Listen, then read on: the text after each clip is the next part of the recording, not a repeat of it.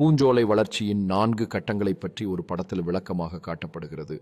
முட்டை larva, கட்பிள்ளை, பூப்பூச்சி, Chrysalis மற்றும் வசந்த பூஞ்சோலை. இந்த வளமான தோட்டத்தில் பூஞ்சோல்களின் அழகு மற்றும் பல்வேறு வகைகளை பார்க்கலாம். மேலும் குழந்தை ஒரு மலரின் மீது பூஞ்சோலை கவனிக்கிறது. இயற்கைக்கும் மனித சிந்தனைக்கும் இடையிலான தொடர்பை புகாரளிக்கிறது. ஒரு இலைக்கு போட்டிருப்பது ஒரு கட்பிள்ளை தன்னை நிறுத்தி நறுக்கிக் கொண்டிருக்கிறது. அதன் தனித்துவமான மற்றும் வண்ணமயமான வடிவங்களை தெளிவாக காணலாம். ஒரு மலரை சுற்றி நிற்கும் பூஞ்சோலை அதன் வெண்முரசுகளை மின்னலின் கீழ் பரப்புவதற்காக பரப்புகிறது. மேலும் அதன் தனித்துவத்தை காட்டும் இன்ட்ரிகேட்லி வடிவங்களை பார்க்கலாம். ஒரு பூஞ்சோலை ஒரு பகுதியை திறக்கிறதினால் அதன் வாழ்க்கை சந்திப்பின் முடிவை குறிக்கிறது. மேலும் அதன் சாகசத்தின் இயற்கையான முடிவை நிரூபிக்கும் உயிரற்ற பூஞ்சோலை ஒரு தரையில் அமைந்திருப்பது.